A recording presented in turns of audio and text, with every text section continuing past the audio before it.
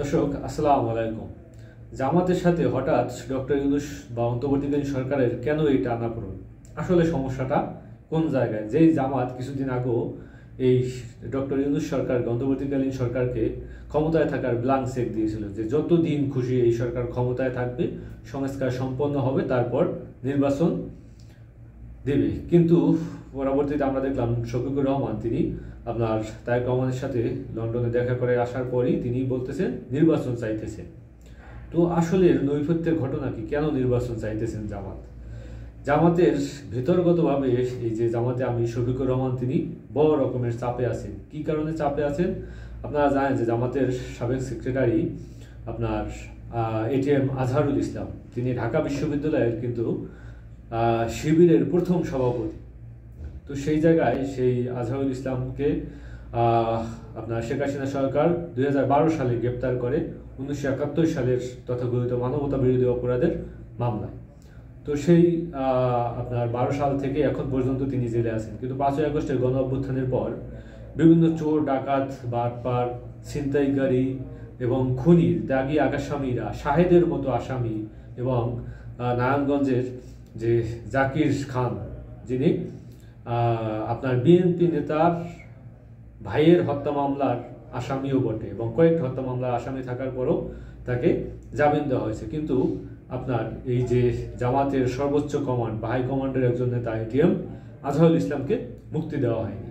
এবং বিতর্কতভাবে জামাতের অনেক নেতারা দাবি হয়তো প্রশ্ন তুলতেছেন যে এই ডক্টর শফিকুর রহমান তিনি ইচ্ছা করেই এই এটিএম আজহারুল ইসলামের জামিন চাইতেছেন না। তো পরবর্তীতে আমরা দেখলাম যে আপনার শফিকুর রহমান কিন্তু এই এটিএম আজহারুল ইসলামের জামিন চেয়ে তিনি কিন্তু নিজে স্বেচ্ছায় গ্রেপ্তার হবেন বলে ঘোষণা দিয়েছিলেন। কিন্তু তারপরে এই অন্তর্বর্তীকালীন সরকারের টনক নয়নি, অন্তর্বর্তীকালীন সরকার তাকে মুক্ত দেয়নি। এমনকি তারেক রহমানেরও সমস্ত রকমের মামলা কিন্তু উঠে গেছে। তো সেই জায়গায় এটিএম আজহারুল ইসলামের বিরুদ্ধে কোনো রকমের মামলা তো উঠেই বরং তিনি এখন পর্যন্ত জেলখানায় আছে এবং সরকারের কোনো তৎপরতা নেই। এবং অনেকেই এই সরকারের দুজন উপদেষ্টাকে দায়ী করতেছেন। একজন হলো আসিফ মোহাম্মদ সজীব ভুঁইয়া এবং আসিফ নজরুল।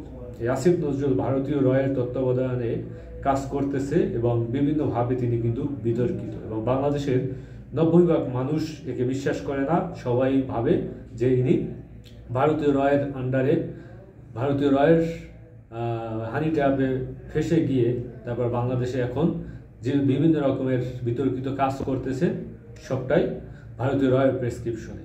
তো সেই জায়গা থেকে এখন জামাত এটা সরাসরি না বললেও এই রকমের একটা কানাঘুষা আছে যে এটিএম আজহারুল ইসলাম মুক্তি পাইতেছে না। এর পিছনে এই বিশেষ করে আইন উপদেষ্টা আসিফ নজরুল তিনি এই খেলাটা খেলতেছেন এবং তারই ধারাবাহিকতায় আপনারা জানেন যে জামাতের এখন পর্যন্ত নিবন্ধন ফিরে পায় নাই। 5ই আগস্টের পর প্রায় 8 মাস হয়ে গেছে, জামাত এখনো কেন নিবন্ধন ফেরত পাইল না?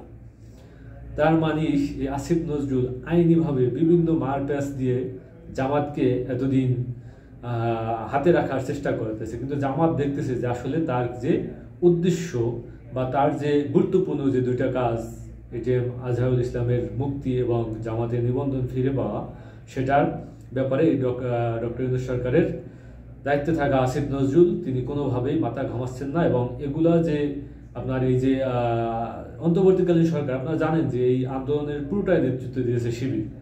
তো শিবির নেতৃত্ব দেওয়ার পর এবং আপনারা জানেন যে সেনাবাহিনী কিন্তু জেনারেল ওয়াকারুজ্জামান প্রথম যে 5ই আগস্টের গণ অভ্যুত্থানের পর শেখ হাসিনা যাওয়ার পর প্রথম যে কলটা করেছিলেন সেই কলটা কিন্তু ডক্টর শফিকুর রহমানকে করেছিলেন। তিনি কিন্তু বিএনপি নেতা মির্জা ফখরুল ইসলাম আলমগীরকেও কল করেননি, তারেক রহমানকেও কল করেননি। তার মানে তার কাছে তথ্য ছিল যে এটা জাস্ট সবই শিবিরের নেতৃত্বে এই আন্দোলনটা সম্পন্ন হয়েছে।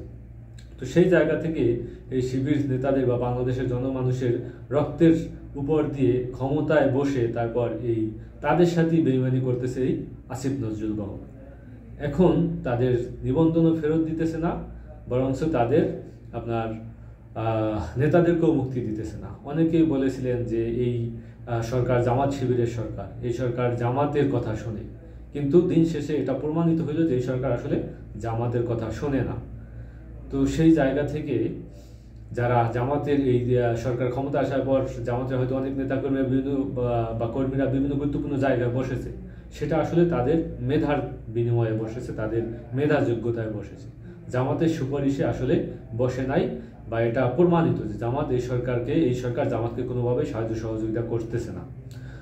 তো এখন পরবর্তীতে হয়তো আপনার তারেক রহমানের সাথে লন্ডনে যেহেতু একটা মিটিং হয়েছে, সেখানে এই বিষয়গুলো নিয়েই হয়তো জামাতের ডক্টর শফিকুর রহমান এবং এই যে তারেক রহমানের ভিতরে একটা সমঝোতা এসেছে, এবং তারা হয়তো আশ্বাস দিয়েছে যে আপনারা নির্বাচনের জন্য বলেন, এবং নির্বাচন ছাড়া হয়তো এই সরকারকে যে কোনোভাবেই আর চাপে ফেলা যাইতেছে না। তো সেই জায়গা থেকে এখন তারা নির্বাচন চাইতেছে। এখন হয়তো বিতর্কতভাবে জামাতের সাথে এই মানে এই আপনার সরকারের এখন কি আলোচনা চলতেছে, বা এখন তাদের নিবন্ধন এবং এই আপনার যে এই যে মাজারুল ইসলামকে মুক্তি দেবে কি দেবে না, সেটা নিয়ে হয়তো আলোচনা চলতেছে। আমরা কিছুদিন পরে হয়তো এটা আমাদের কাছে সুস্পষ্ট হয়ে যাবে, এবং এটা যদি না করা হয় এই জামাত কিন্তু আরও চাপ সৃষ্টি করবে নির্বাচনের জন্য।